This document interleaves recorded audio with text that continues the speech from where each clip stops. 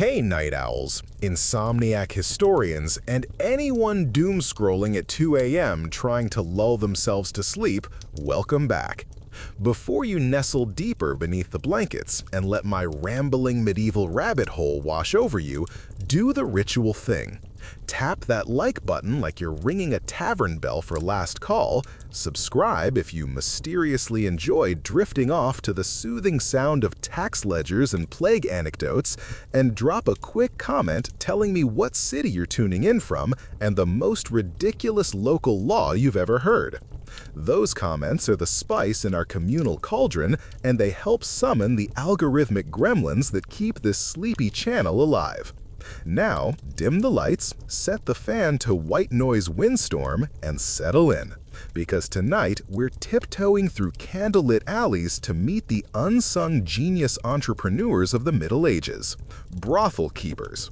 Specifically, how these canny custodians of pleasure managed to outwit both the moral thunder of the church and the very real specter of venereal disease long before latex and antibiotics. Grab your nightcap, it's going to be a long, bizarre, surprisingly fragrant journey. First, picture yourself in a bustling 14th century market town. It smells like wet wool, frying eel, wood smoke, and ambition. On the main square, you see stalls hawking apples, candied almonds, and relics of suspicious origin. A saint's toenail here, a splinter of Noah's Ark there. But if you duck behind the tanner's shed, squeeze past a stack of half-cured hides, and follow the soft glow of rushlights, you'll find a doorway painted with a subtle red smear on the lintel. That's your portal to the stew house, the medieval euphemism for a bath cum brothel. The air inside is steamy, laced with rosemary and rue, herbs prized as both deodorant and sin repellent. And the hostess, let's call her Mistress Idonia, sizes you up with the practiced eye of someone who can identify a debtor at 20 paces. Idonia didn't set up shop in this shadowy lane by accident.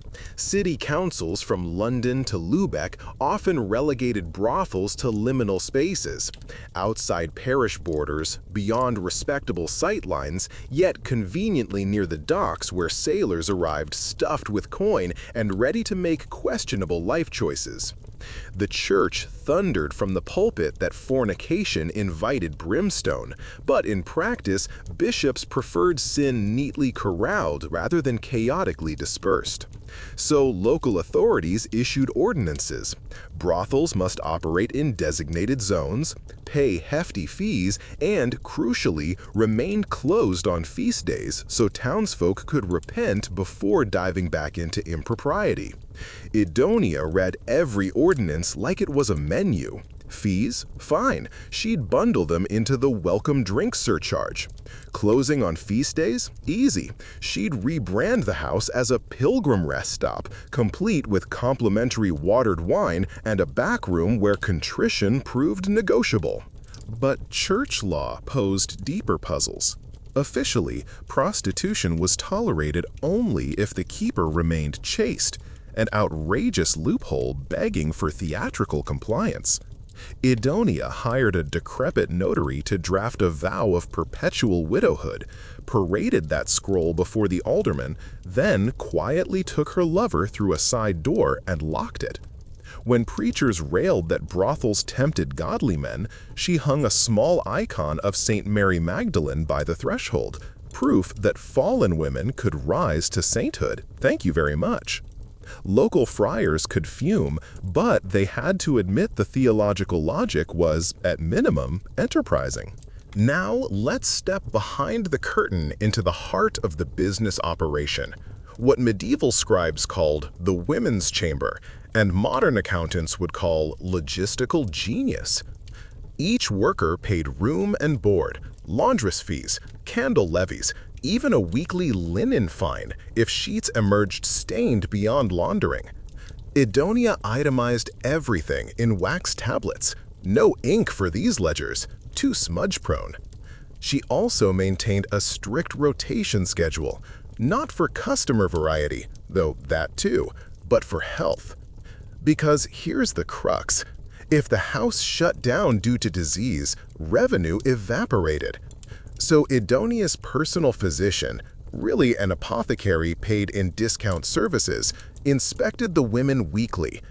Any hint of fire in the blood, syphilis, or the roses, gonorrhea, meant herbal poultices, enforced rest, and, if prayers failed, discreet dismissal before word spread. The church, of course, sniffed out disease as divine punishment. Councils decreed that infected women be barred from communion, sometimes paraded through streets wearing shame hoods. Idonia preempted that by forging ties with the town's leper hospital. She donated leftover barley bread every Lent, earning goodwill and, more critically, the right to dispatch any suspicious cases there for spiritual care. Did she thereby expose lepers to new contagions? Absolutely. But medieval healthcare was a messy Venn diagram of charity, faith, and brutal triage. To further appease moral watchdogs, Idonia instituted what we'd call a sanitation protocol. Every patron washed in the communal tub before business. The water was changed thrice nightly, an extravagant expense. But she added handfuls of lavender, believing its scent masked both vice and bacteria. She drenched wooden benches with vinegar. She burned juniper branches to fumigate the air. Quacks claimed juniper smoke banished miasma. Idonia mainly liked that it masked the smell of wet wool socks.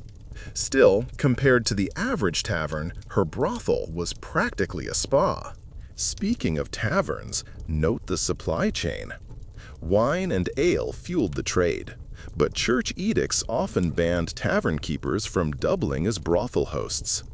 Idonia simply partnered with her cousin, who ran the alehouse next door. Patrons bought drinks there, carried tankards across the alley, and everyone stayed technically compliant. When the bishop's inspector made rounds, he found separate ledgers, separate entrances, and a shared courtyard whose gate happened to swing both ways. Legal enough to satisfy parchment, porous enough to keep coin flowing.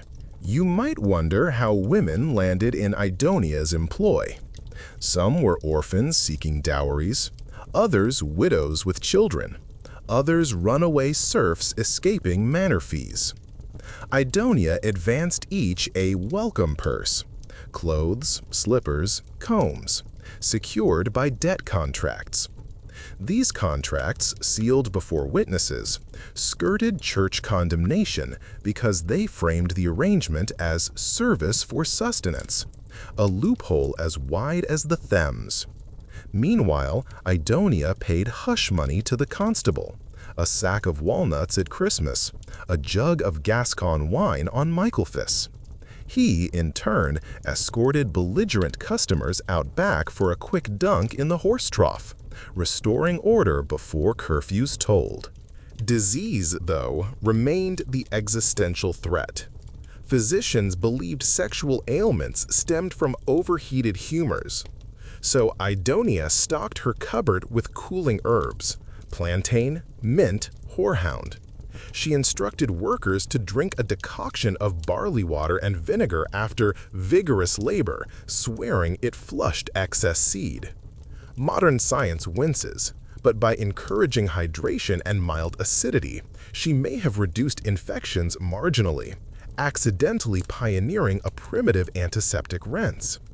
She also adopted the Italian trick of linen sheaths soaked in oil, an ancestor of condoms, imported via merchants who'd seen them used in Venetian stews.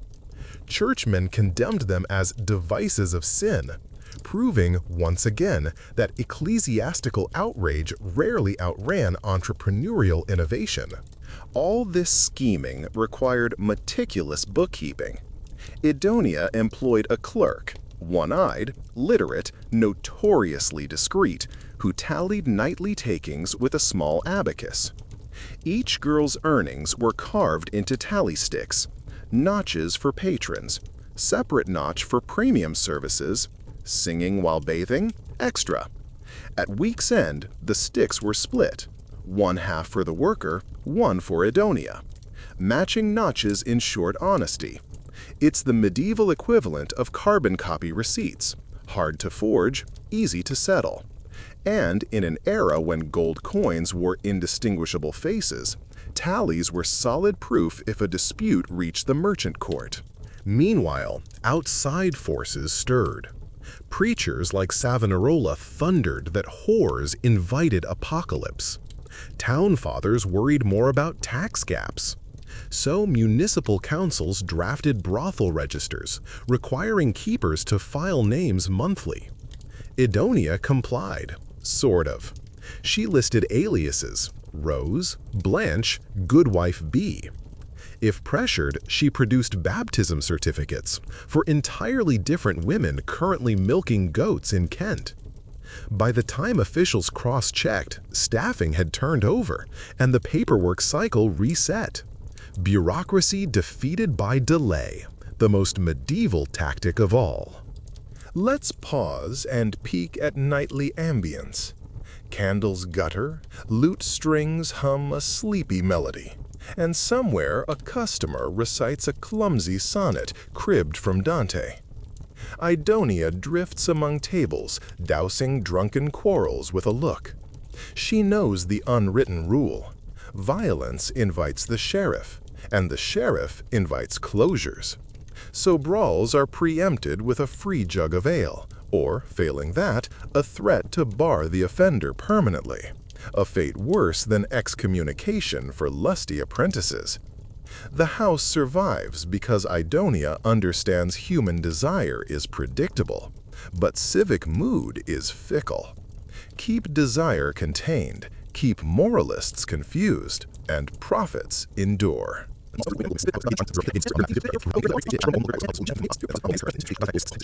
First calamity. The plague returns. Not the cataclysmic Black Death wave of 1348, but a nastier echo in the 1360s, called the Pustule Year in town annals, because victims erupted in angry red boils that festered before death.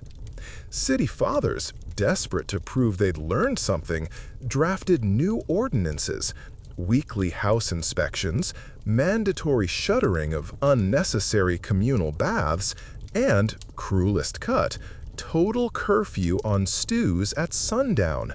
A disaster, you'd think, but Idonia smelled opportunity hidden beneath the stench of fear. She convened an all-hands meeting at dawn when the house was least rowdy. Steam billowed, women perched on bench edges in linen shifts, clutching mugs of weak beer brewed with plenty of wormwood. Idonia laid out her survival plan. First, the bath would not close. It would transform into a medical facility. She hired Brother Peregrine, a Franciscan friar with more interest in anatomy than doctrine, to serve as resident plague measurer. His presence lent clerical legitimacy and, frankly, thrill to the enterprise. She advertised in the marketplace. Sanitary vapor baths, smoke of juniper and angel's water against the pest. Townsfolk, terrified, paid to sweat in her vats, while Brother Peregrine muttered psalms and sprinkled rosewater, claiming it purified the lungs. Customers emerged dizzy, but convinced they'd purchased immunity. A neat pivot. Idonia's brothel became a wellness spa, selling indulgence flavored with medical theater. Next, the curfew. Authorities decreed lamps extinguished and doors barred at sunset. Idonia complied. Publicly. She installed sturdy shutters and an iron bolt that clanged satisfyingly when inspectors passed at dusk. But the house possessed a forgotten cellar passage once used by tanners to haul hides to the river. Idonia reopened it, shored up crumbling stone with oak planks, and installed rope handles for unsteady patrons. Entry became an adventure. Down the alley, through a barrel hoop disguised as firewood, and into the warm underbelly of her house. Safety policy appeased the council. Clandestine commerce continued. Even so, plague paranoia required new hygiene rules. Idonia's linen policy grew draconian, boiled after each use, scoured with lye, and, this is key, sun-bleached on rooftop lines where townswomen could see. Let people stare, she thought. Let them gossip that the bathhouse kept cleaner sheets than the bishop. She encouraged that rumor by delivering her laundry to the cathedral cloisters for final blessing, slipping a small tithe into the sacristan's purse. In exchange, the sacristan murmured prayers over steaming cloth and, more importantly, whispered warnings if church magistrates planned surprise raids. But the biggest threat wasn't inspectors, it was economics. With trade slowing, sailors vanished, and local lads saved coin for funerals instead of frolic. Idonia needed a new clientele: pilgrims. The plague sparked spiritual panic, and pilgrim traffic surged toward relic shrines promising miraculous cures. Those penitents required lodging, baths, and, contrary to sermons, earthly distraction. Idonia rebranded rooms with holy-sounding names: Cell of St. Julian, Pilgrim's Respite, and offered discounted rates for anyone sporting a scallop shell badge of St. James. She even staged a modest pilgrim's choir nightly. 2 of her women who'd once sung in a nunnery warbled psalms while patrons soaked. Nothing disarms suspicion like liturgical treble wafting through steam. Naturally, word slithered to the bishop that a den of vice masqueraded as a refuge for souls. Enter papal legate Humbertus, a spare, hawk-nosed man with parchment-dry fingers and a reputation for shutting down stews from Avignon to Lubeck. He arrived at the city gate with a retinue flashing wax seals like swords. Most keepers would quiver. Idonia baked honey spice wafers and prepared her ledgers. When Humbertus strode in, nose wrinkling at juniper smoke, she greeted him with a curtsy practiced in front of a dented pewter mirror. She offered the legate her guest ledger, neatly scribed pilgrim names, each accompanied by duration of rest and alms donated to plague hospitals. The legate raised an eyebrow. The donations column glittered with sums. Idonia explained, "We levy a pious surcharge on every guest, forwarded directly to the Lazar House." She produced receipts bearing Brother Peregrine's seal. Were they authentic? Peregrine had invented a sigil featuring a lily and skull. It looked official enough.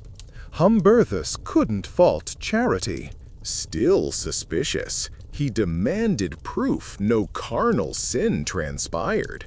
Idonia gestured toward rows of wooden cubicles separated by curtains embroidered with verses from Job about dust and destiny. She tasked one girl, who knew her letters, to stitch them over winter. The verses were real.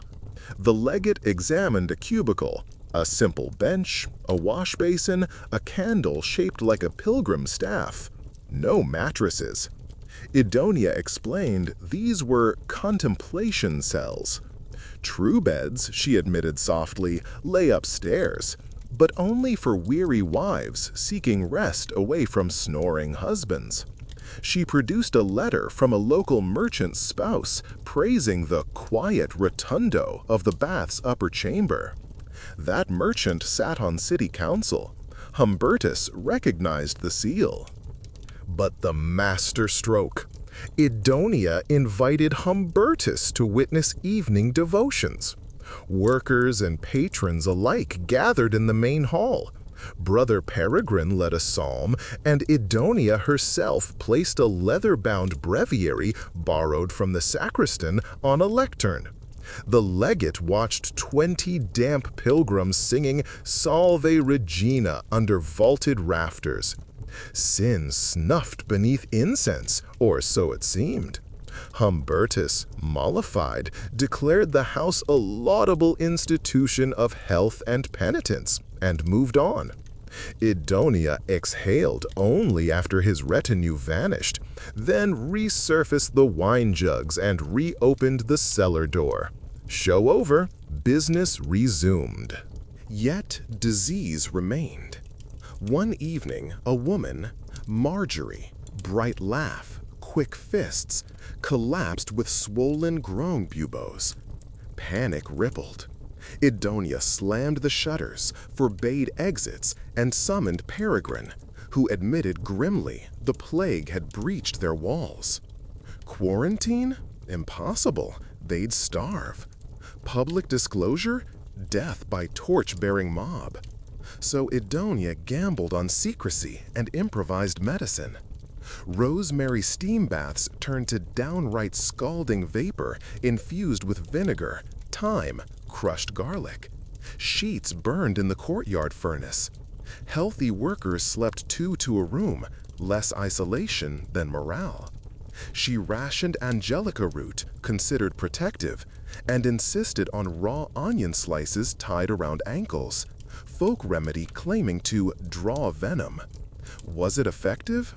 Doubtful, but the strong odor kept skittish patrons at bay until Marjorie either recovered or didn't. After 6 terrifying days, Marjorie's fever broke. She bore scars, but lived. The house erupted in relief and Thanksgiving Mass, which Idonia funded openly. Word leaked. Miraculously, a stew had survived plague untouched, but for one girl healed by holy vapor. Demand surged. Town notables, previously disdainful, sought her angel steam to armor themselves against infection. She doubled prices, cut working hours, and finally afforded something rare, rest for the women. Each got a rotating Sabbath day to sleep, bathe privately, or simply sit on the roof watching clouds while chewing candied fennel. It wasn't altruism. Healthy, content workers meant stable profits. Let's shift focus to financial architecture, because medieval brothel economics rival any hedge fund. Idonia introduced tiered pricing. Basic bath and company, 1 silver penny. Add singing or lute accompaniment, another farthing. Private room with heated stones and scented oil, 2 pence. Champagne didn't exist, but imported Malmsey wine cost extra. She posted prices on a chalkboard near the brazier, transparency that impressed merchants used to haggling. High rollers, especially Flemish cloth factors, paid in florins. Idonia exchanged coins through a Lombard banker who parked himself near the minster. His 4% cut stung less than hauling sacks to the mint and being mugged en route. Security mattered. Idonia employed 2 retired archers, one missing an ear, the other sporting a crooked spine. They weren't swift, but their longbows hanging above the door reminded drunk patrons that arrows don't discriminate once loosed. Most nights, a withering glare from one-eared marten sufficed. Now, about disease beyond plague. Women's flux, cervical infection, and burning yard, male gonorrhea, threatened reputation. Idonia's countermeasure, moral broth, a soup of honey, fennel, ground mustard seed, and powdered oyster shell, ladled nightly. She swore it cooled the blood, cleansed humors, and quickened delight. Modern science might note mustard's mild antibacterial property. Honey is indeed antimicrobial. Accidental efficacy, again. Church spies persisted. Canon Walter, a zealot with ink-black beard, demanded weekly confession attendance by all servants of sin. Idonia obliged, sending workers in small groups veiled. But before they left, Peregrine drilled them on confessional responses. Emphasize poverty, highlight charity donations, request penance of almsgiving, never public flogging, which risked identifying bruises that scared customers. Canon Walter grumbled but relented, partly because his rectory received steady bread loaves from Idonia's ovens. Pragmatism softens zeal. One winter, desperate city coffers birthed a vice tax, triple on brothels. Competitors folded. Idonia, flush from her miracle spa fame, paid up front, then petitioned council to earmark half the tax for hospital roofs torn by storm. She even pledged extra shingles. Counselors, stunned, granted her honorary guild status as Mistress of the Bath Arts. It came with a badge, a silver bucket, and sprig of rosemary. She wore it on feast days, parading next to cloth merchants and coopers. Moral ambiguity became civic pride. But no success came without backlash. Rival keeper Avis accused Idonia of sorcery, that her baths charmed men into emptying purses. The bishop's court convened. Idonia arrived clutching a reliquary containing, allegedly, St. Agnes's finger bone, leased from, you guessed it, the sacristan. She testified her remedies were simple herbs God placed on earth. She quoted Hildegard of Bingen on the medicinal virtues of lavender and hyssop. The bishop, secretly a Hildegard admirer, dismissed the case. Avis, publicly shamed, lost clientele. Idonia sent her a basket of rosemary cuttings. Olive branch or taunt? Opinions differed. Through it all, Idonia aged. Gray streaked her braids. Joints ached after long nights counting coin. She began grooming an heir. Annalise, once a runaway serf, now literate and sharp. Idonia taught her the ledger codes, the bribe schedule, the fine art of delivering a compliment that felt like a blessing and a threat simultaneously.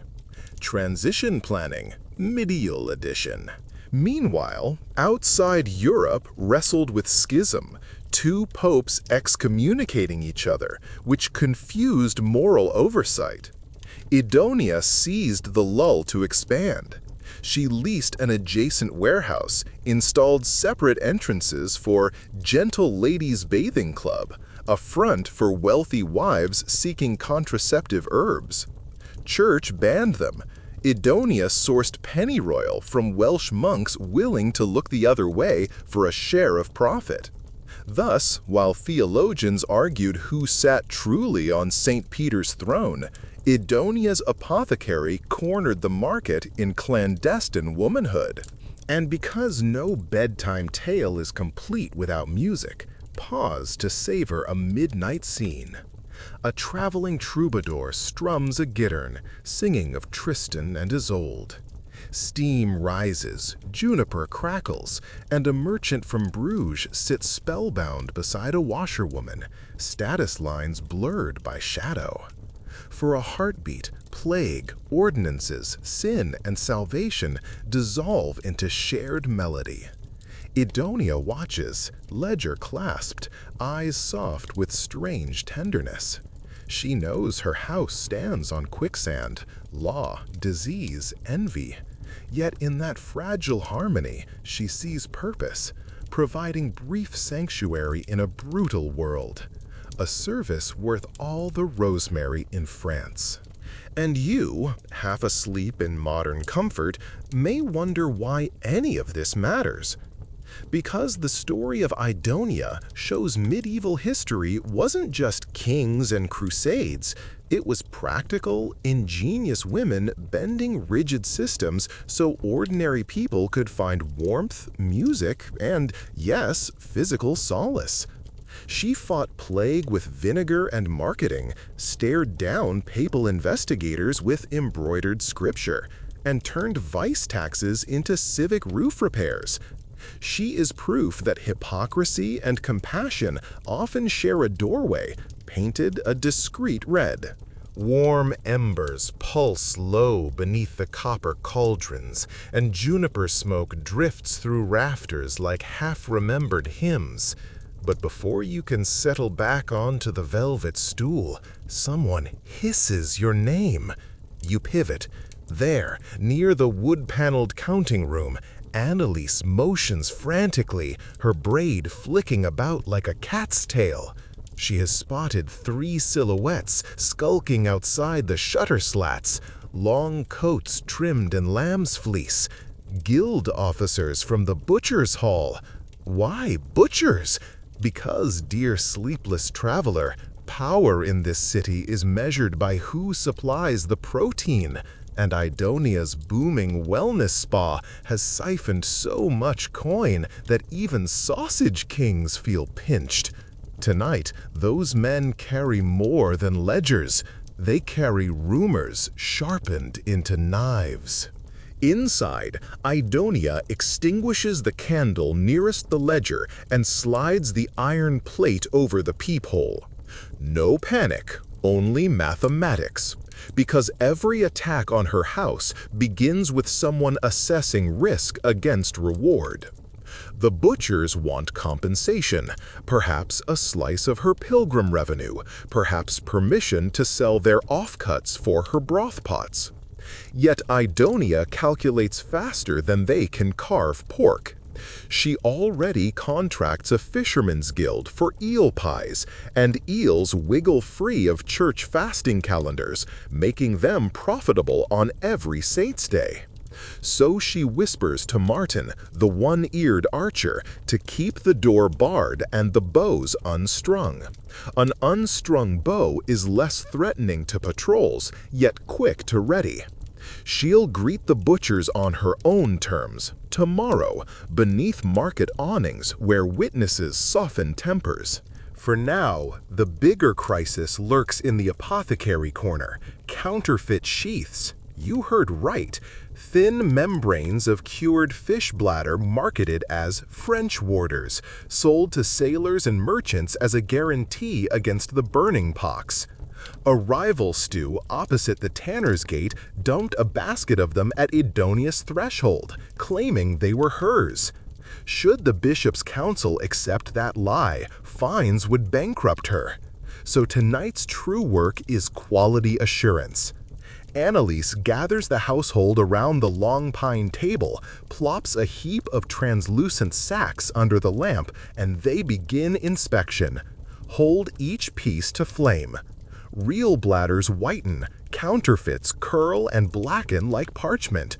The room smells of scorched herring skin, an aroma no psalm can disguise. But laughter bubbles as women trade jokes. If it smells fishy before you use it, imagine after! Ridicule neutralizes fear, and soon they have sorted fakes into a bucket labeled evidence. But Idonia knows evidence alone won't sway magistrates addicted to bribery. She needs an irrefutable ally, someone whose pious reputation can survive association with brothel matters. Brother Peregrine? Too eccentric. The sacristan? Too easily bought. She lands on Sister Bonaventure, abbess of the Beguines, whose charitable hospital saved half the council's nephews during last winter's flux outbreak. Idonia drafts a note pledging 100 weight of soap for the hospital baths, soap infused with rosemary, of course, if the abbess will testify that counterfeit sheaths originated elsewhere. A risky stroke. Forging alliances with holy women invites scrutiny, but scruples bend when buboes bloom. While quills scratch, candles sputter, and you lean closer, the door thuds. Not the butcher's this time, but something heavier, urgent. Martin unbars it to reveal Bishop Ermenwald himself, crimson robes tucked for stealth, boots caked in alley mud. His mitre absent, he resembles a bedraggled merchant, yet when he speaks, voice trembles with authority and terror. "Hide me." 2 syllables, then a glance over his shoulder where torchlight flickers. Rumor claims the bishop secretly collects pagan manuscripts confiscated from scholars. Tonight, a zealot mob decided heresy must burn. He's fled with a satchel stuffed in his cloak. Idonia, ever pragmatic, waves him in with a curt "laundry stairs, now." She leads him up the back way blonde pilgrims never see, into a linen loft fragrant with lye.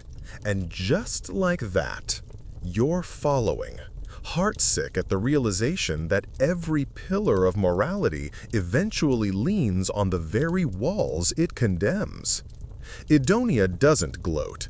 She sets a stool, pours watered wine, and lets the bishop breathe. Downstairs, Annalise orders the musicians to strike up a lively rondeau, masking any commotion. The mob passes by, chants fading. Another crisis deflected, another secret ode. Idonia will store that favor beside dozens of others, currency weightier than silver. Now, you might ask, how does any of this help you drift toward dreams? Because rhythm matters, and medieval life thrummed with patterns. Market bells at dawn, Angelus at noon, curfew at dusk, and Idonia has mastered bending those beats. So imagine the night unwinding like a spool. Lute strings shimmer in the bath hall, cauldrons hiss. Upstairs, the bishop fingers vellum pages by moonslit light.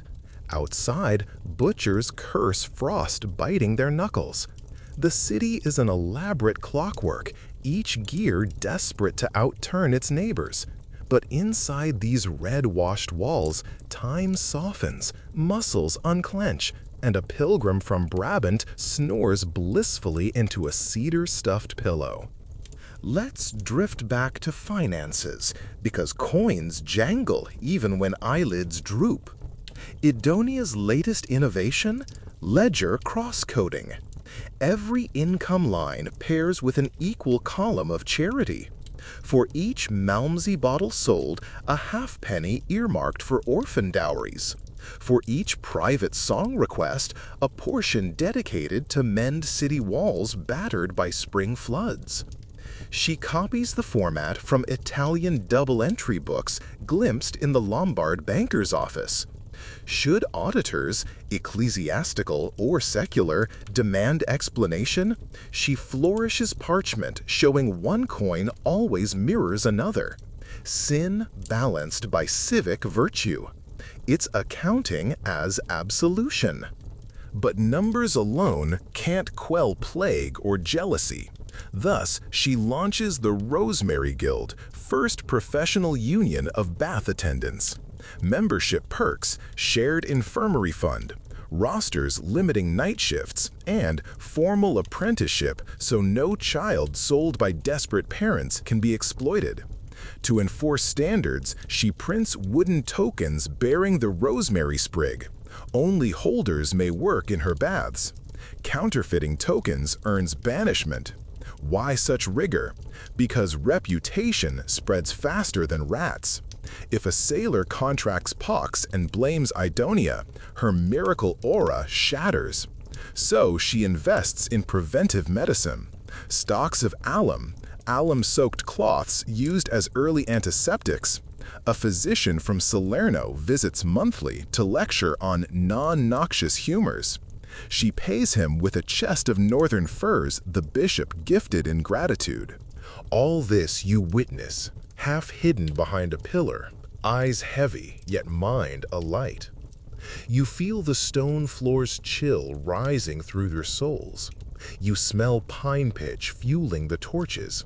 You hear clinks of trays as night suppers arrive. Barley bread, hard cheese, a fig apiece. Women devour calories necessary to survive steaming baths and drunken patrons. One hands you a fig, winks, says, "Eat, stories burn energy." She's right. Listening is labor, so partake. While we chew, let's venture into scandal, the Guild Court. 3 weeks after counterfeit sheath drama, Idonia and representatives from the butchers, tanners, and coopers gather beneath oak beams in the guild hall. Long benches, murky light, the air stinks of boiled hide. The butchers present their case. Idonia's baths consume prodigious volumes of lard for soap and thus distort pork prices. Idonia responds. She buys only spoiled fat, unusable for food. She recycles waste, a public good. She produces barrels labeled for lamps and laundry, invites them to test purity. They glare. Next accusation, her kitchen dumps grease into drainage channels, fouling river docks. She counters with statements from dock workers praising her for funding new sluice gates. The butchers sputter, council scribes smirk. Then Annalise unveils a surprise, the evidence bucket of counterfeit sheaths, alongside sworn testimony from Sister Bonaventure linking them to a riverboat supplier favored by the butcher's nephew. Gasps. Suddenly, the butchers withdraw all charges, pending further investigation. Case dismissed. Idonia bows, collects court costs in the form of waived meat tariffs for the hospital, and leaves with cloak billowing like a victorious admiral's pennant. Back home that night, she hosts a celebration, but not of drunken excess. She orders the musicians to play softly, instructs Peregrine to read verses from Ecclesiasticus praising wise women, and gifts each worker a pair of wool stockings, a luxury warmer than wine. You watch faces flush with surprise. Such kindness in a brutal trade feels revolutionary. Of course, not everyone applauds. A traveling preacher sets up outside the city gate, railing against the witch of vapors. He draws crowds with fiery imagery of demons licking souls in baths. Idonia's response? Hire a juggler to perform comic mimicry of the preacher's gestures, handing out rosemary sprigs dipped in honey as tickets. Crowds thin at the sermons, thick at the juggler, and soon the preacher trudges onward, curses trailing like torn banners. Yet the threat morphs. Royal envoys announce a forthcoming moral census, really a tax survey disguised as virtue audit. They'll count houses of disrepute, assign levies, perhaps seize assets. Idonia decides to go on offensive. She petitions the mayor to classify her house as a public bath, vital to travelers' sanitation, reducing plague vectors. She cites a newly translated Arabic medical treatise praising hot vapor. She volunteers to host inspectors anytime, providing them supper and lecture. Bureaucrats rarely refuse free suppers.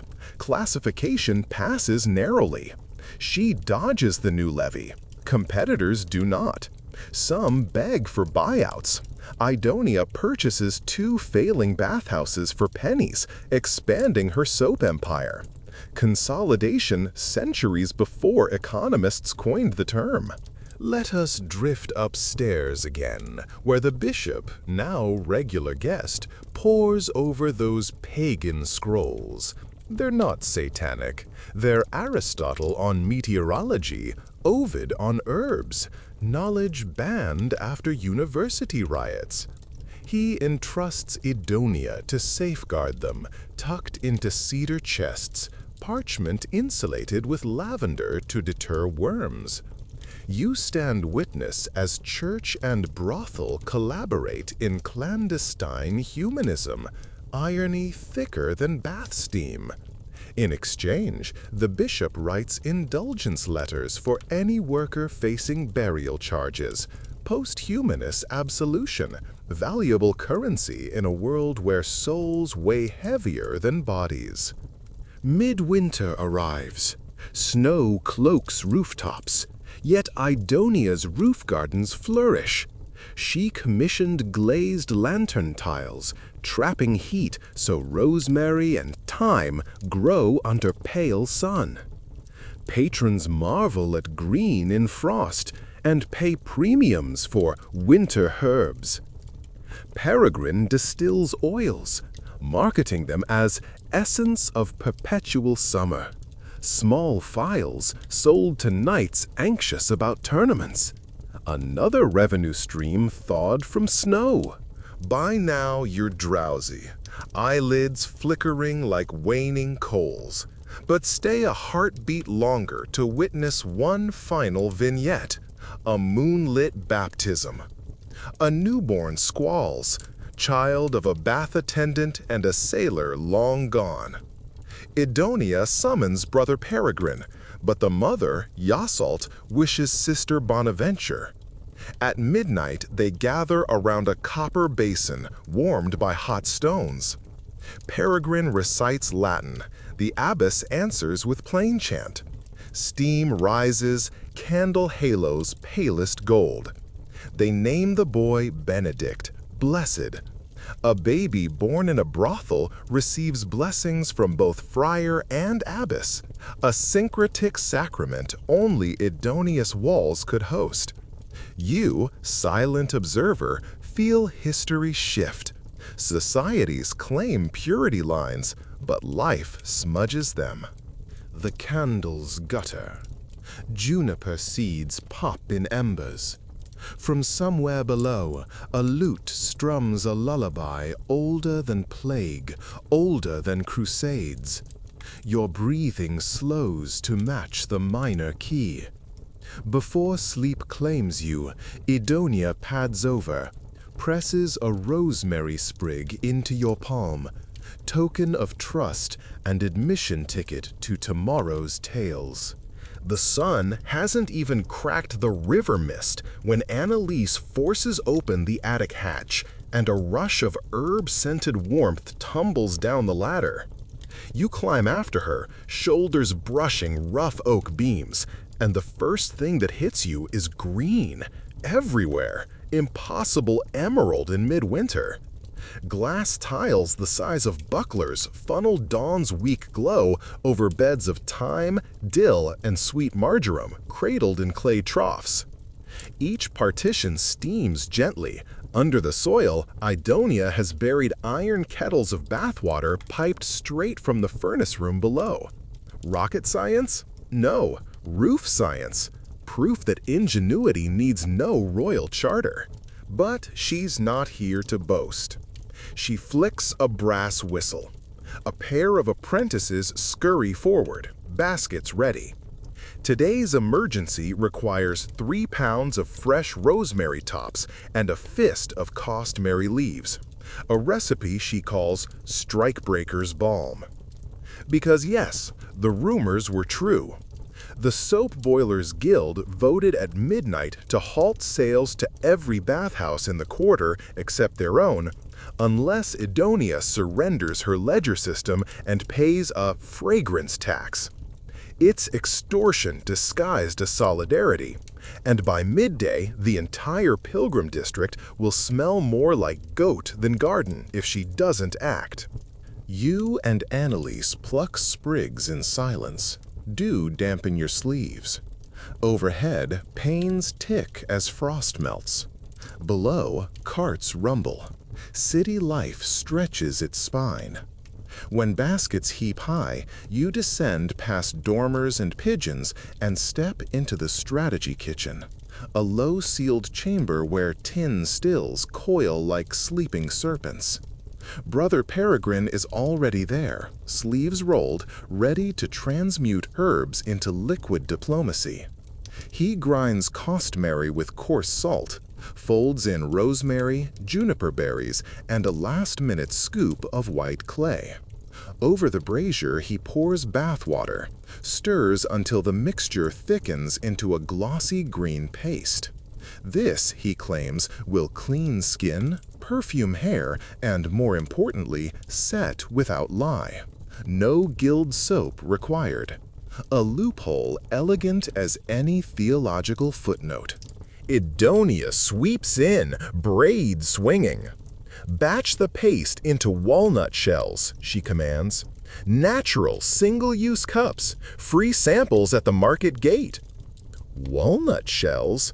Smaller than eggs, perfect for pilgrims to carry. And each cracked half displays the leaf-stamped seal of the Rosemary Guild. The apprentices spoon emerald balm into shells, set them on trays to cool. You watch, fascinated. From rooftop herb to street-level product in less time than it takes the cathedral bell to toll prime. Yet, product means nothing without narrative. So Idonia unrolls parchment to draft slogans. Soapless shine. Blessed by herbs, not guilds. Pilgrim safe. Bishop approved. Smells like heaven. Costs a farthing. She ties the parchment to a pole and hands it to Martin, who will parade it alongside the free samples. Marketing, medieval style. 3 hours later, you're wedged among fishwives, tinkers, and skittish friars in the market square. Guild stewards in mustard yellow doublets stride in pairs, shouting that all legal soap must bear their stamp. They confiscate bars, smash basins, slap fines onto distraught washerwomen. Chaos blossoms, exactly as Idonia predicted. Then Martin arrives, trays balanced on a yoke, perfume wafting. Curious noses turn. He lets onlookers sniff, smear, marvel. When the guild stewards lunge, the crowd closes ranks, denying passage. After all, this balm contains no soap, no guild jurisdiction. A beggar cries, "Miracle!" and rubs away chimney grime from his cheek in 3 strokes. Spectators cheer. Momentum shifts. By noon, the guild's hammer-handle authority looks more like a twig. Idonia, observing from an upstairs shutter, marks the moment. She signals Annalise to dispatch couriers, lithe messenger girls wearing rosemary wreaths to every hostel and cookshop. Balm buckets en route, half price today, free tomorrow if guild soap remains unavailable. She doesn't undercut, she obliterates. Economics by overdose. Give the city more cleanliness than it can refuse, and the guild's scarcity tactic collapses. But outside forces, darker than stewards, plot a quieter end. 2 evenings later, a courier, one of Idonia's own, staggers into the bathhouse yard, face gray as slush. She collapses, clutching her throat. Peregrine rushes her inside, peels away her cloak, finds no wounds, no swelling, only a ruby-tipped rose pinned near her collar. He plucks it, and his fingers burn ice-cold. Under a petal, he discovers a bead of glass. Inside, a lump of white powder. He nods grimly. Wolfsbane crystal, strong enough to halt a stag's heart. It's an assassination attempt couched in courtly romance. Who would send such a token? Annalise produces 3 suspects: the soap boiler's factor, a scorned former patron, and a rival bath matron known as Madame Bleak. Idonia ponders, brow furrowing like fresh linen folds. She orders every rose in the building burned, then points you toward the counting room. Time to audit the week's deliveries. Ledgers reveal that only one supplier handles both roses and fish oil lantern fuel, a merchant named Gerhardt. He's loyal, unless threatened. That night, you, Martin, and Annalise skirt torchlit alleys to Gerhardt's warehouse. Moonlight stripes crates, cats scavenge fish scales. Inside, you spy new crates stamped with an unfamiliar lily emblem, Madame Bleak's crest. She's purchased Gerhardt's silence. Among roses packed in damp sawdust, you find dozens of glass beads similar to the poison capsule. Evidence secured, you retreat just as watchman rounds echo down the lane. Back at the bathhouse, Idonia refuses to wait for official justice. Quickly, she orchestrates a summit, ostensibly a truce dinner, inviting Bleak, the guild factor, and city alderman Master Yvain, who once lost a fortune at dice within Idonia's walls. Each enemy thinks the others will be ambushed. None suspect they are all prizes in Idonia's net. You rewrite seating plans, adjust lighting, place decoy vases of lilies, non-poisonous, near each plate. Peregrine serves a pottage spiced with subtle purgatives, not lethal, only guaranteed to send guests scurrying to the privy if nerves flare. During appetizers, Idonia unveils Gerhardt, who testifies about the lily crates. Bleak snarls, denies, but evidence piles. A receipt signed with her mark, glass beads identical to the poison. The soap boilers factor, fearing complicity, flips, revealing Bleak's pact to sabotage balm sales. Master Yvain, sensing scandal, promises an inquiry by dawn. Bleak's influence crumbles. She's escorted out under guard, stomach churning from Peregrine's herbs. Idonia seals victory with dessert, honey cakes spritzed in rosemary syrup. Guests nibble warily, but none can deny flavor. Crisis averted? Perhaps. Yet assassination attempt leaves a shadow. Idonia doubles guard posts, restricts flower deliveries to those grown in her own rooftop beds under glass. You pass evenings patrolling corridors, listening for blade scrapes, your mind weaving paranoid tapestries. Still, the baths must open at sunrise, pilgrims must soak, life steamrolls panic. Eventually, you find respite in the rooftop lab, where Peregrine perfects his distillation, rosemary oil condensing into crystal-clear droplets, each glowing shard of scent bottled in blue glass. He plans a limited release to nobility, price set high enough to fund a free clinic for pox patients. You hold a bottle up. Moonlight fractals inside. Moonlight fractals inside. Reminiscent of stained glass windows you once admired in Chartres. Fragrance fills lungs. Memories feel lighter. Downstairs, workers gather for weekly story circle and Idonia innovation to strengthen camaraderie. Tonight, you're on stage, tasked with recounting distant myths. You choose the tale of Pheidippides, runner of marathon, but twist the ending. Instead of dying, the messenger collapses into a steaming Greek bath, where attendants rub salves and revive him. Laughter erupts, tension melts. Afterward, Idonia thanks you. "Stories heal," she whispers. "Healing sells."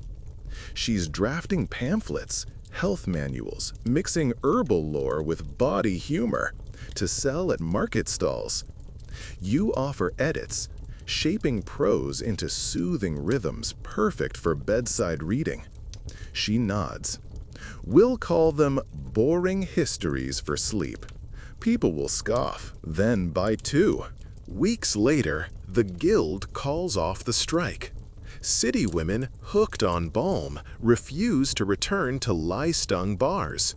Sailors crave the scent that reminds them of home ports. Guildmasters propose merger talks. Idonia agrees, on conditions: representation for her Rosemary Guild on the Guild Council, abolition of fragrance tax, and a scholarship fund for orphan girls in chemistry. Desperate, they sign. A celebratory feast follows. Eel pies, spiced cider, and yes, soap-shaped almond candies dunked in rosemary glaze. Even you, exhausted, taste one. It dissolves like perfumed snow. Music swells. People dance under lanterns fashioned from blown glass globes filled with glowworms.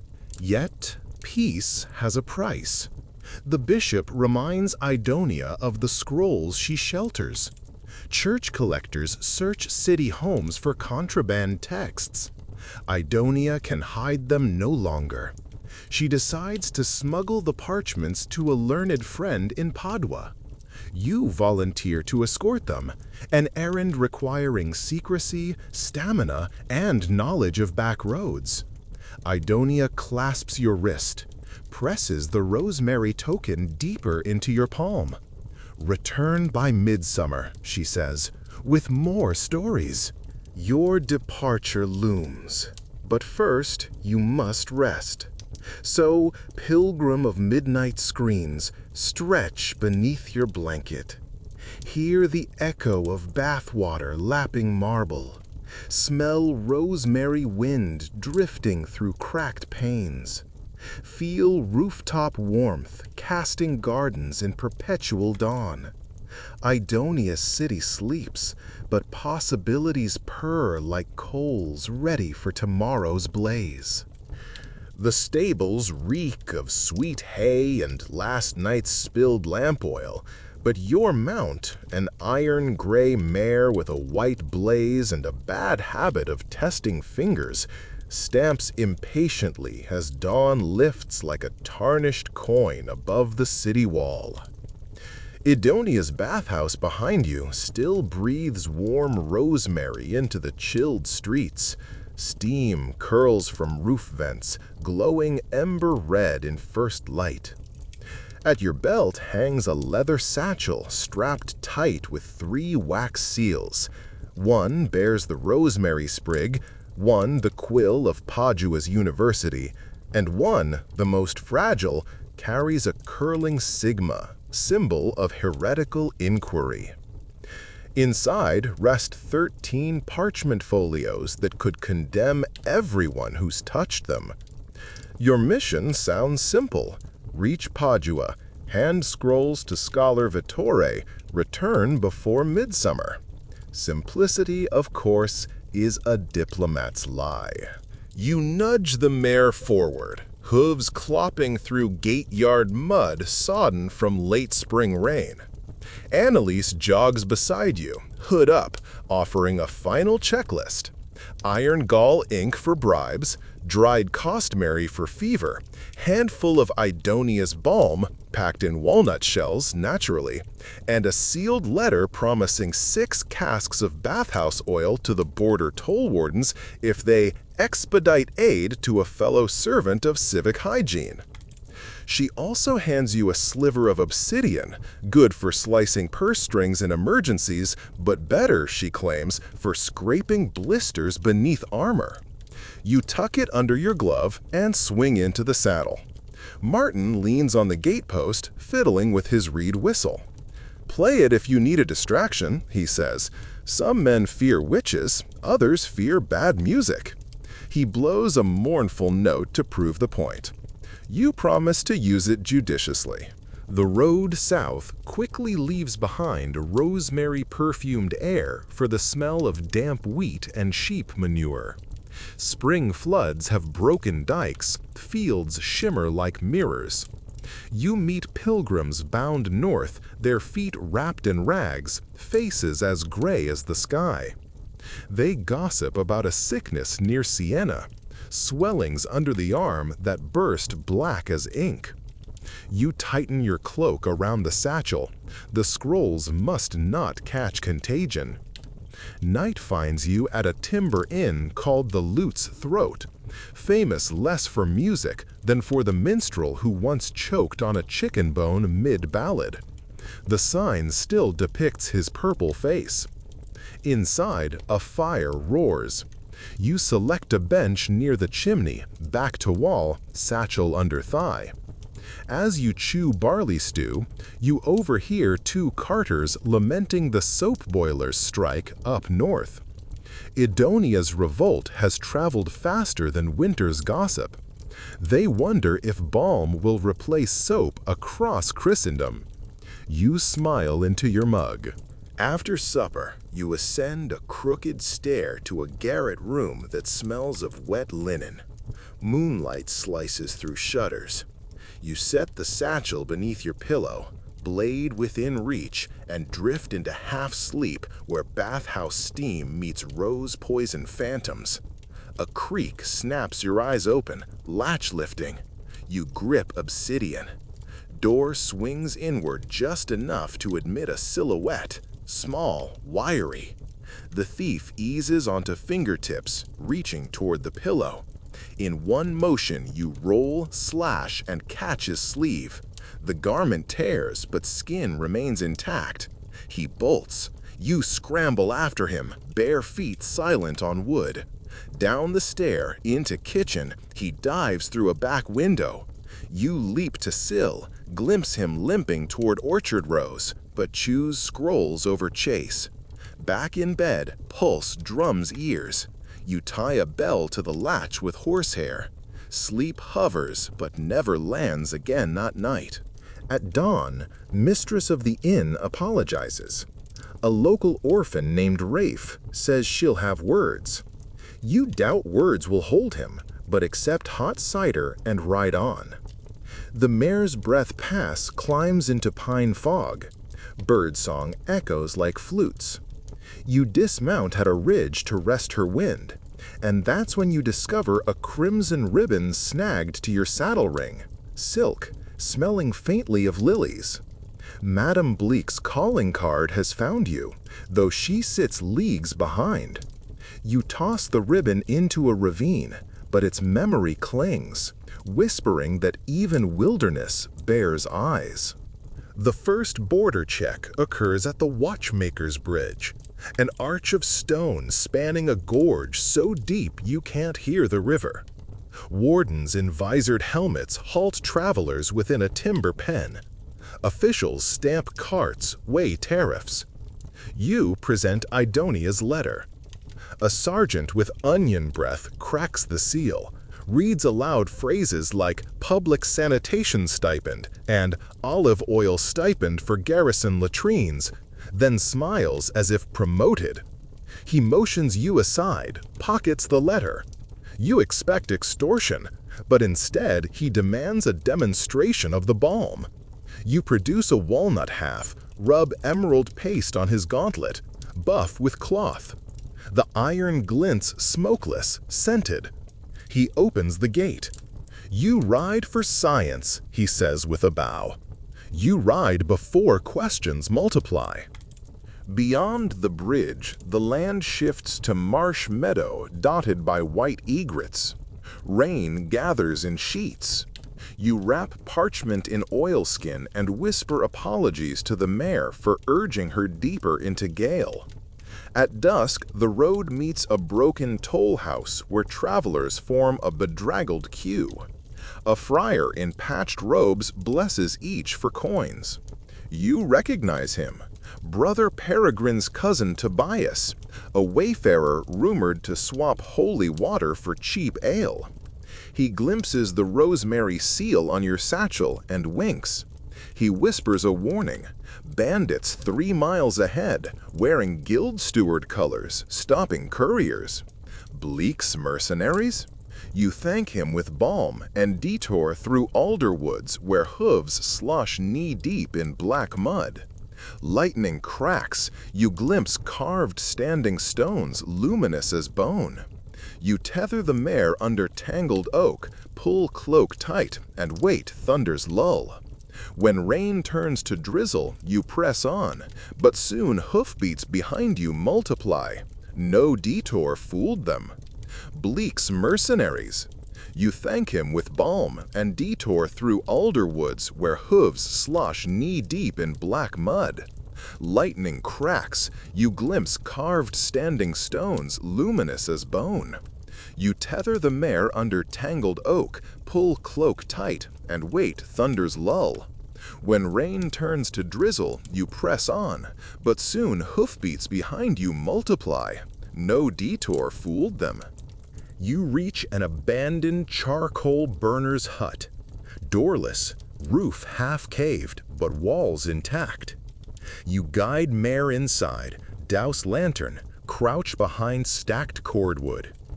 Bandits arrive. 3 shapes, one waving lantern, another hefting cudgel, third drawing crossbow. They discuss scroll bounty, and Rose Woman wants them dry, not burnt. Your throat tightens. You recall Martin's reed whistle. You crawl to mare's flank, produce the whistle, and blow a piercing screech. Bandits jerk, mare kicks wall, lantern bearer drops flame on wet floor, smoke sputters. In confusion, you mount bareback, burst through rear wall of rotted boards, and gallop blindly between dripping boughs. Crossbow bolt thunks tree trunk inches behind your ear. Then silence, except wind. When sky clears, you find yourself on a ridgeline overlooking torch-speckled Padua Valley. Bells carry faint through air. Relief floods limbs. But scrolls remain endangered until in Vittore's vault.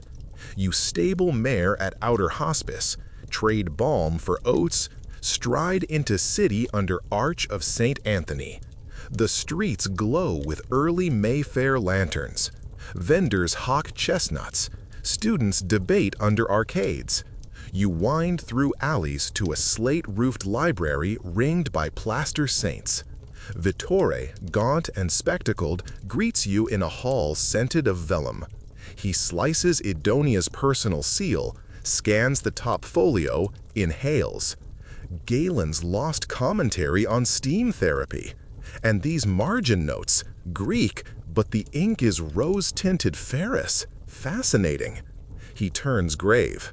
Rumor says the bishop's spies already scour Padua for banned treatises. Still, he tucks scrolls inside an iron-barred chest recessed in a wall niche, locks 3 times, hands you receipt. Mission accomplished? Nearly. Vittore has a favor. A local scribe named Clara developed an ink that resists humidity, perfect for copying bathhouse manuals. But the formula sits in her workshop across plague-cordoned canals.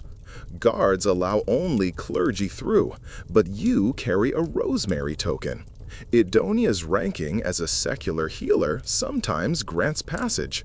You weigh risk, stray plague fleas versus safer return route. Yet Idonia's dream of printed, boring histories beckons. You agree. Crossing canal on narrow footbridge, you tie a kerchief steeped in costmary over mouth. Streets lie deserted, paper charms hang on doors. Clara's shop shows candlelight. You knock thrice, whisper, "Rosemary." A thin woman unlocks, gloved and masked. She offers a vial of rose-colored ink, texture like silk, promises it will dry inside soapless balm wrappers without smearing. You tuck vial into padded case. While she speaks, a coughing fit doubles her.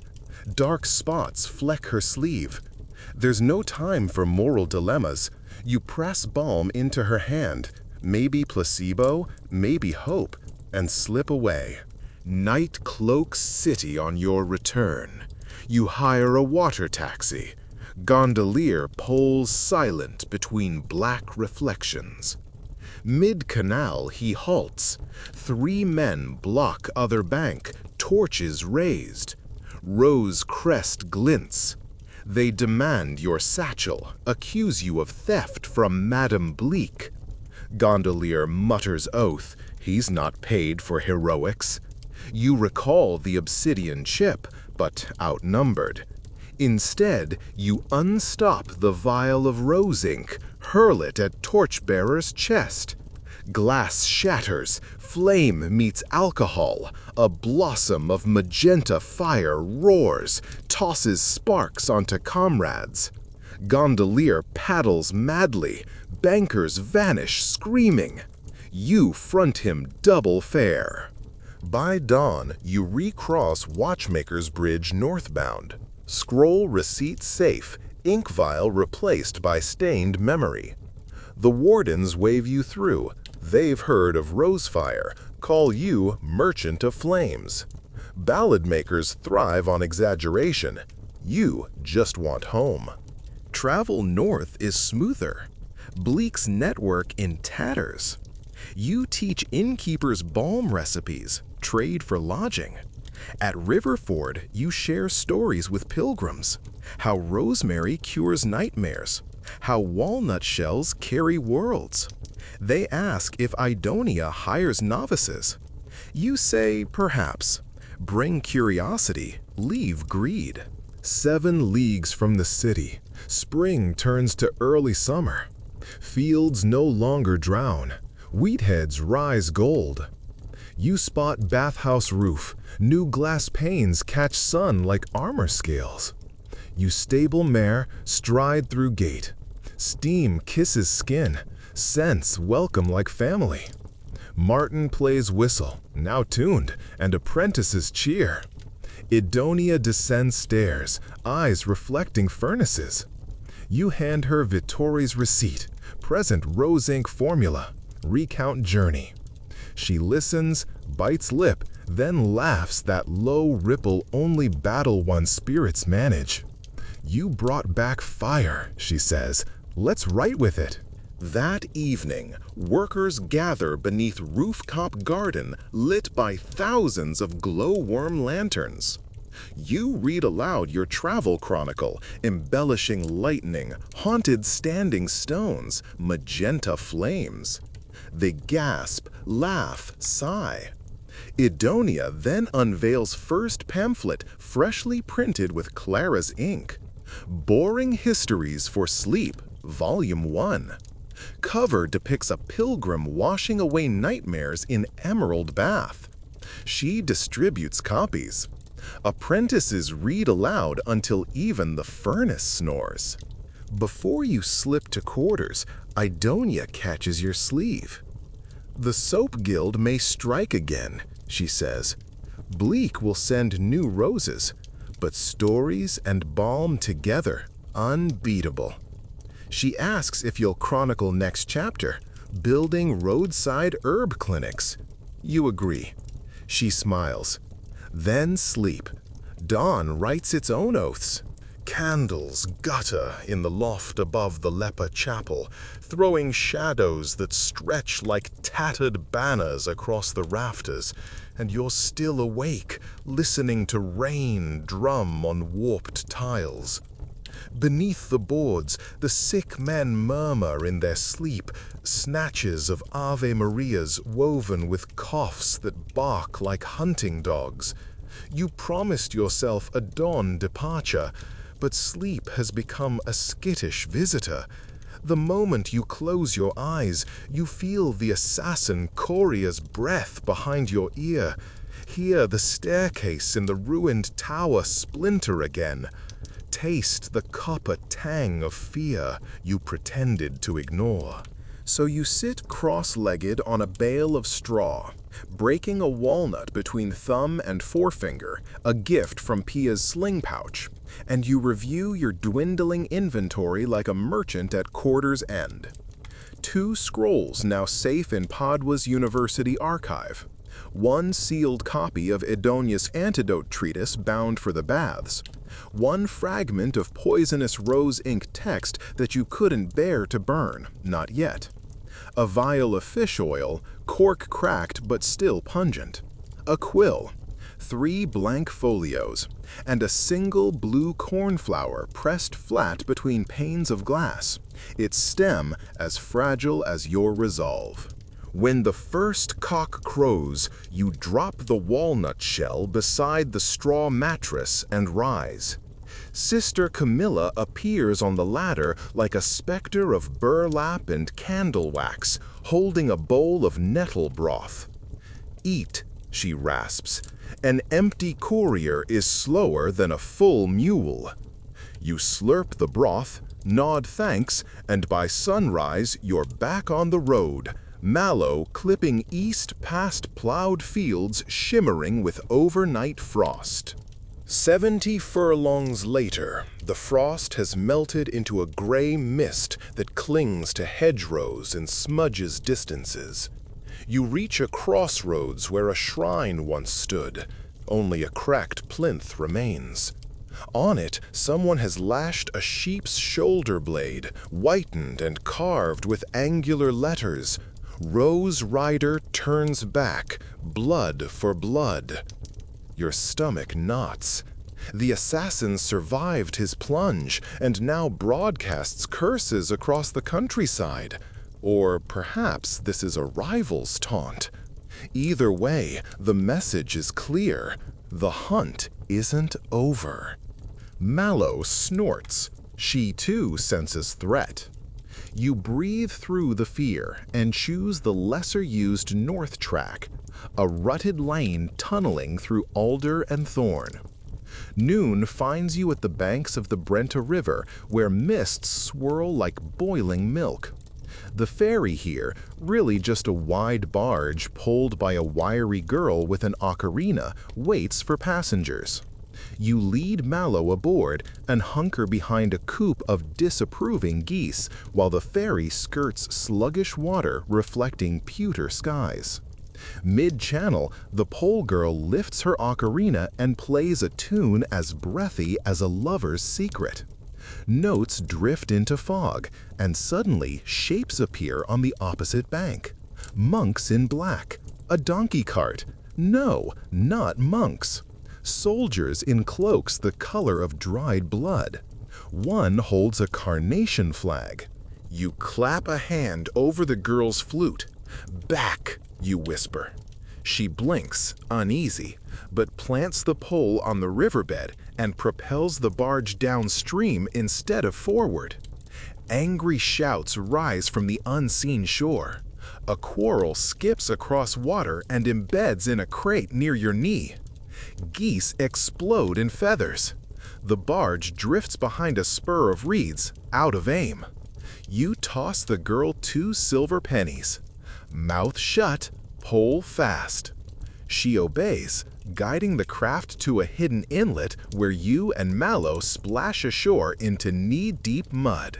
You push through reeds until you reach an abandoned fishing shack tilted on one stilt. Inside, you towel mud from the mare's legs and prize the quarrel from the crate slung over your shoulder.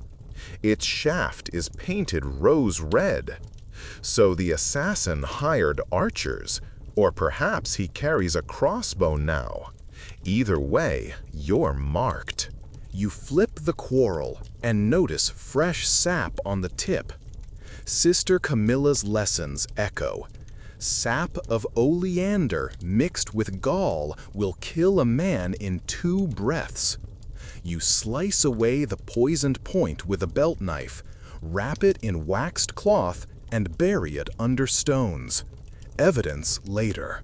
Proof for Idonia that this is no petty feud.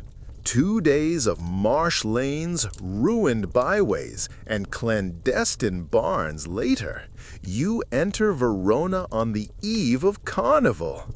The city walls are hung with banners, alleys swell with masked revelers. Horns bray over rooftops, trumpets echo off cobbles slick with confetti. It's madness, perfect cover. You stable Mallow at an inn called the Ink-Stained Scribe, then join the masked crowd, hood drawn low. In narrow lanes, jesters juggle eggs filled with tinted dust. When an egg bursts, bystanders vanish in blue clouds and laughter. Cheap wine flows like channel runoff, even city watchmen sip. Somewhere a boy bellows an obscene ballad about bishops and butter churns. But you're hunting parchment, not pleasure. Costanza's informant is said to operate a game stall named Fortunes of the Wheel, and to carry a tattoo of 3 thistles on his left wrist. You follow tinfoil laughter to a square where torches roar above canopies. There, bright canvas painted with spinning wheel segments labeled Fate's Kiss, Pilgrim's Mercy, Black Plague, and so on. The barker, a tall man in a fox mask, hoists a stuffed goose and calls for wagers. You scan his wrists. Gloves. A coin clinks and the wheel spins. Clack, clack, clack. Pointer shivering across painted fates. You approach, toss a copper. My fortune, you announce. The fox mask removes his left glove casually. 3 thistle heads inked above the pulse. You win a wooden token stamped with a star, but more importantly, the fox says in low Latin, "The rose wilts at the smell of mint." Then louder, "Try again?" Code delivered. You slip away. Mint. Idonia grows mint in rooftop beds. So the bathhouse may soon be raided? Or perhaps the assassin fears mint washes away poison. You hurry back toward the inn, but the crush is thick. And from behind a performer's lion mask, you glimpse black leather and carnation cloth. The assassin is here, trawling carnival like a shark amidst celebrants. You duck beneath a stall of candied almonds, dart into a side street, and vault a low wall into a cloister garden. Statues of saints loom amid laurel. Moonlight stripes gravel paths. You crouch behind Saint Sebastian's arrow-riddled form as boots clang through the cloisters. The assassin walks with a limp now. Your walnut took its price. He passes so close you hear breath whistle in his nostrils. He pauses, perhaps sensing movement. Then carnival drums boom, masking your heartbeat, and he turns away. When his steps fade, you exhale a prayer to every saint, especially Sebastian. Safe? Not yet. A beggar girl in a harlequin rag tugs your sleeve. "You hide bad," she says. You sigh, toss her a farthing, but she shakes her head. Follow, masks have ears. She leads you behind a tavern where flagons overflow, then to a cemetery gate carved with skulls. She darts through tombstones to a cracked marble slab half lifted. Down, she insists. Below lies a catacomb long abandoned, skeletal alcoves emptied by grave robbers, dusty frescoes of paradise faded into fevered dreams. The girl limps along passages until she stops at an ossuary chapel where candle stubs flicker among stacked femurs. 2 figures stand waiting, a heavy-set friar whose eyes gleam like candle wax beads, and a woman in scarlet scholar robes. Costanza's informant? The friar speaks in legal Italian. "Deliver the rose fragments." You freeze. Too convenient. But then the red-robed woman pulls off her hood. Costanza herself, having traveled in disguise. She smiles wryly. "Your courier pigeon flew crooked, so I winged after you." You hand her the remaining rose ink folio. She unwraps it gently and unrolls the margin. Lethal syllables glitter crimson. "We'll cleanse this with mint oil tonight," she says. Tomorrow I stand before the bishop's tribunal to denounce Bleak." The friar nods. "And you," he says, "must carry witness affidavits to the prior of St. Bruno. His seal will force secular courts to move." He hefts a sealed leather tube heavy with fresh wax. You accept. Your satchel feels like a church bell, hollow yet resonant with danger. Costanza touches your wrist. "Bleak's men will hunt me at dawn," she whispers. "But if my words reach St. Bruno, even poisoners fear excommunication. Ride the marsh road, avoid the Via dei Mulini." Then she hands you a phial of mint oil. A single drop on rose ink renders it harmless. A single drop in spiced wine, and the drinker's tongue loosens like thaw snow. She winks. "Tools for the road." You part ways. The beggar girl vanishes into crypt shadows. Costanza and the friar ascend another stair. You retrace steps to the cemetery, dawn's first pale wash painting tomb tops. Carnival drums have gone silent, save occasional drunken cymbal crashes. You retrieve Mallow and leave Verona by the marsh road, hooves thudding over sodden peat. Mid-morning fog burns off, revealing hay meadows and a tithe barn looming like an overturned ark. You shelter there for noon meal. The barn is huge, doors iron-banded, rafters high enough for swallows to wheel. You tether Mallow, unwrap cheese. That's when a voice rings. "Courier!" He stands in the center aisle, hood down. The assassin's nose is swollen plum purple from your walnut strike. His left hand clutching a crossbow, gripped not at ready, but as if a cane. "You travel under a new flower," he says, gesturing to the cornflower talisman at your throat. "But your eyes are still rosemary." You weigh distance to exit.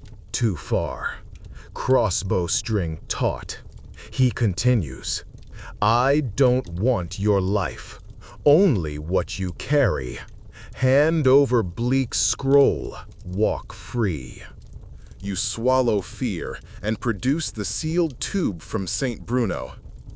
"Religious documents only, no rose." "Lie." He lifts crossbow. 5, 4.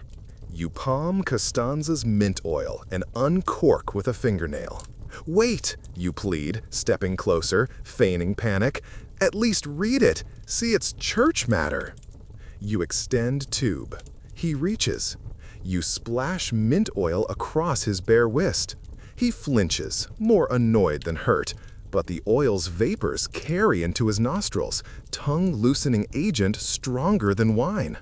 Within seconds, his pupils dilate, shoulders slump. "Bleak," he rasps. "Bleak promised absolution, and gold. Said your mistress brewed serpents." "What's her next move?" you press.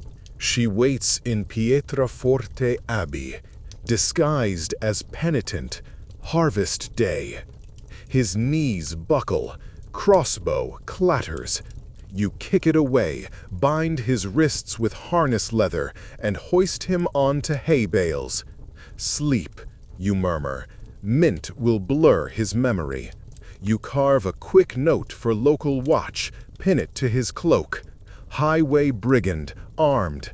They'll jail him at least until after the tribunal. 2 days of hard ride south, you reach the Bridge of Whispering Statues, so named because iron rings set into its parapets howl when wind passes. Pilgrims claim the rings speak prophecy. Skeptics say it's just air. Either way, you cross at dusk among traders laden with sacks of saffron and barrels of fish brine. Halfway, bronze statues, iron-crowned saints, begin to whistle as wind rises. You lean close. A gust warbles 3 notes that almost resemble words. Mint, rose, ash. You smile despite fatigue. Nature itself warns of poisons now. You spur Mallow onward. On the far bank stands the cloister of St. Bruno, torchlight winking through lattice. You dismount before a porter who squints at the cornflower badge, nods, admits you. Cloister halls smell of beeswax and vellum. The prior, an elderly man whose eyes burn bright as hearth coals, breaks the wax on Costanza's tube, reads, sighs. Poison, in God's name, is still poison. He scribes an edict stamped with his ring, bleak to be tried within fortnight, bathhouse under holy God, Idonia absolved from all suspicion. He presses scroll into your hands, rides swift, evil festers in delay. You leave St. Bruno at dawn, heart lighter, but midday brings a funeral procession blocking the road. Pallbearers carry a casket draped in rose-patterned velvet. Villagers weep, toss petals.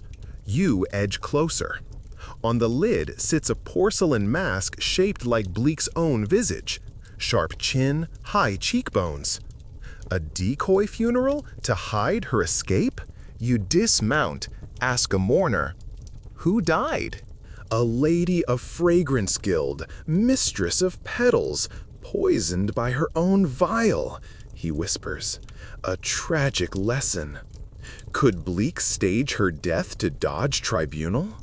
You spur Mallow off-road, racing parallel to procession. Up ahead, a covered cart breaks away down a side lane. Through torn curtain, you spot scarlet shoes. Bleak alive. You angle Mallow across rough pasture, intercept cart at a stream ford. Driver shouts, lashes horses, but Mallow charges. Cartwheel snaps in rut, axle splinters. Bleak tumbles out, perfume vials clinking in satchel. She stands, face powdered bone white, eyes ringed with coal. Gnats deliver bigger stings than you, she sneers. You draw walnut sling. She laughs. Wooden seed against distilled death? She uncorks vial, flings. You duck. Vial shatters on stone. Purple smoke coils. Violets? No, oleander and quicksilver. You hold breath, fling walnut. It cracks on her temple. She staggers, drops second vial, glass tinkles. You rush, bind her wrists with reins. She whispers curses, but the purple cloud dissipates, harmless. Wood beats alchemy again. Local watch arrive, drawn by Crash, and escort her towards St. Bruno's justice. You hand them Prior's edict. They salute. Weeks later, bathhouse rooftops appear through fig orchards. Sentries wave mint branches, Idonia's new signal of safety. Inside, Peregrine stirs copper stills bubbling with lavender. Martin hauls buckets of rainwater. Pia, the sling girl, now feeds coals for steam pipes, grinning at your arrival. Idonia steps from herb corridor, smelling of thyme, eyes bright. You kneel, present the prior's decree and Bleak's broken rose vial. She lifts you up. You kept the story breathing, she says. Night settles with laughter echoing off tiled walls as staff feast on lentil pottage sweetened by rooftop honey. After bowls are scraped clean, Idonia dims lanterns, gestures to a new broadsheet.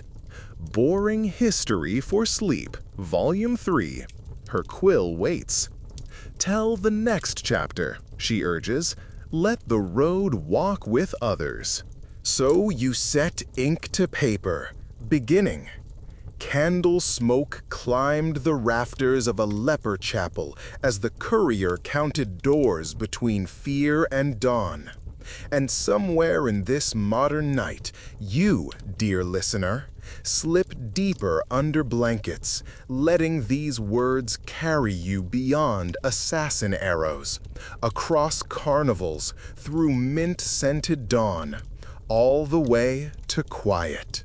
Rain drums against the bathhouse's copper roof in a steady cadence that sounds, to your weary ears, like jurors' gavels tapping an unseen table.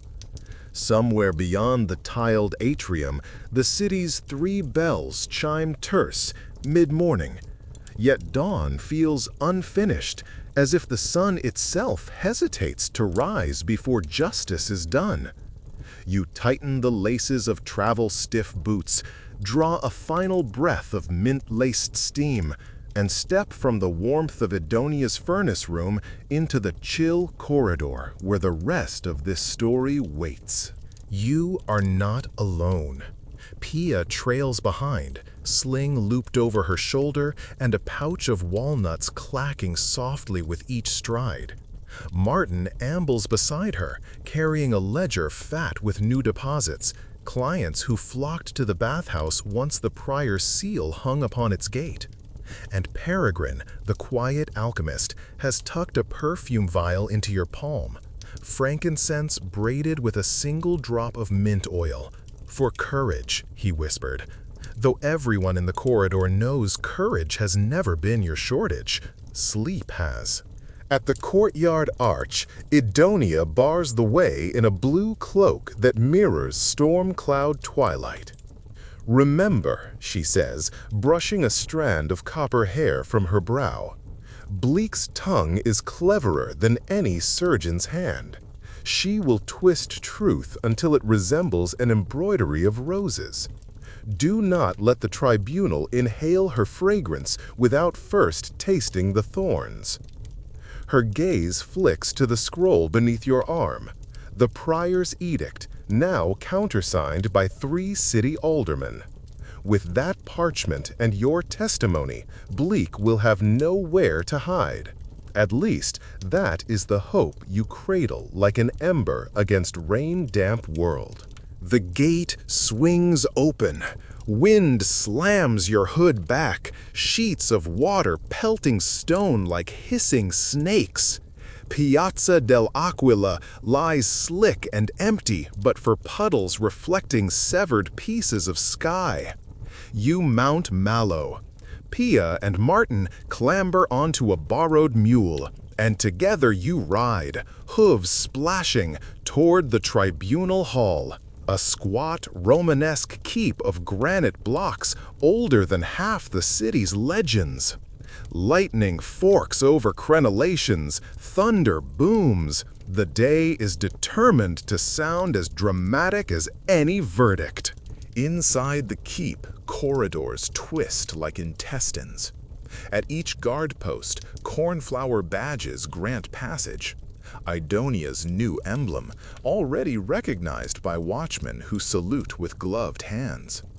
You feel their eyes linger on the leather tube of evidence, on the sling, on the unmistakable fatigue pooled beneath your own eyes, and you sense the same question revolve.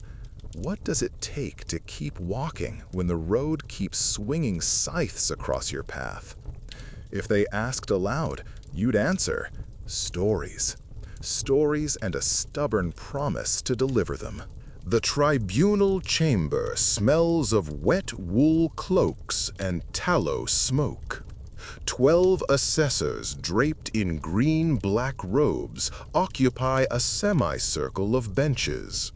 In the center, a dais supports a single oaken chair bound by iron loops. Bleak sits there, wrists cuffed to armrests, ankles chained. Yet her posture is regal, chin lifted, powdered cheeks untouched by rain. She wears a gown the color of bruised lavender, and at her throat a cameo carved from mother of pearl. no doubt hollow, capable of concealing dusts deadlier than daggers. But a soldier stands behind her, with a pike's blunt end hovering near the cameo clasp. She will play no perfume games today. You take position at the witness rail. A scribe in fox fur color uncaps an inkpot. The presiding assessor, a thin woman with hair the gray of old silver, lifts a gavel. By authority of the Prior of St. Bruno, we hear charges of attempted murder, unlawful alchemy, and sacrilege committed under guise of codicological restoration. Let testimony begin. Bleak smiles, soft as rose petals adrift on bathwater. May I first commend this assembly for braving such inclement weather. The storms of the world spare no one, least of all those who toil for the public good. Her voice drips honey. Some assessors shift, uncertain. You close your eyes, conjure the cracked plinth with its sheep-bone warning, the assassin's quarrel, the barn rafter where he bled into hay. You inhale, smell nettle broth again, taste walnut dust, feel crossbow wind. When you open your eyes, the chamber steadies into sharp relief. I carry proof, you begin, holding up the sealed tube. A guard passes it to the bench. The silver-haired assessor slices wax, extracts parchments, reads aloud, voice echoing.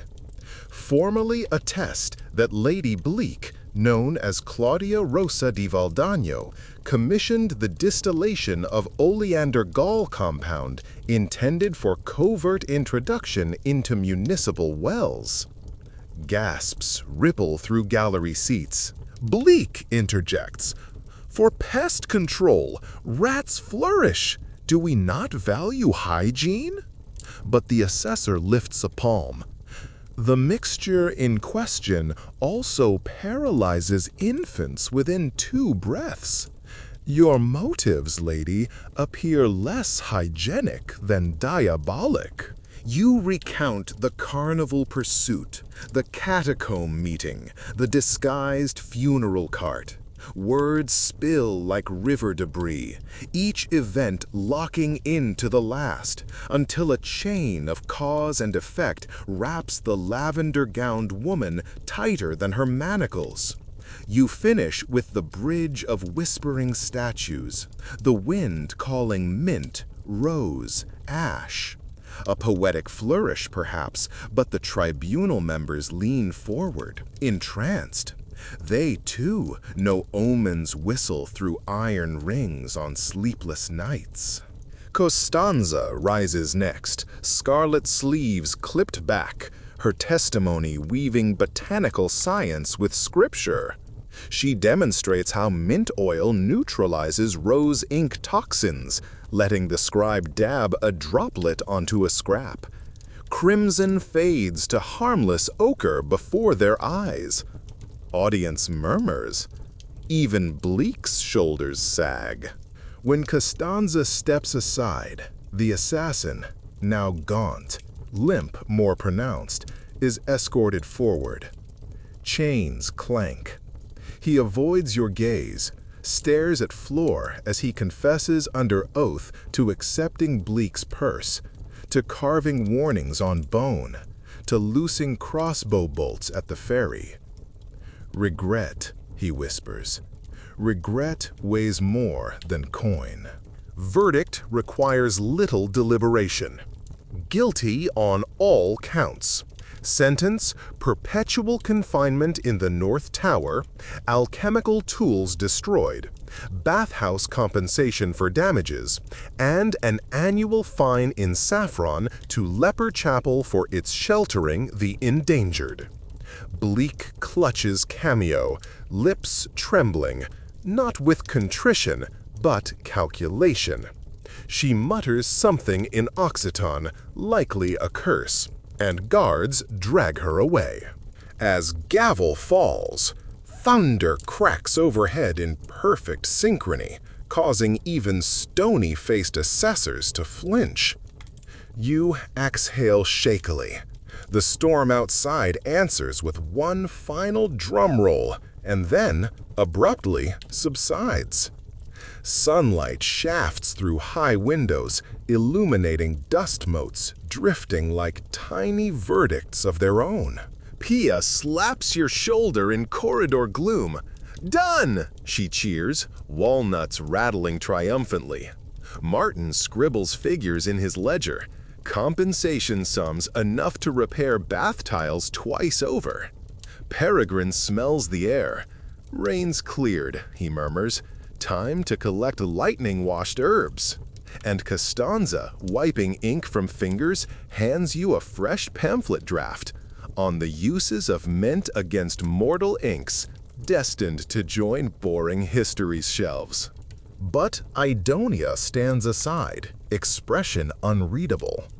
Only when the others hurry to stables does she let resolve slip into view. "Justice rarely ends with a hammer blow," she says. "It ripples. Today's echo will reach tomorrow's darkness. We must plant lanterns ahead of the night." You nod, though fatigue pulls at bones like wet cloaks. How many more lanterns can one courier carry?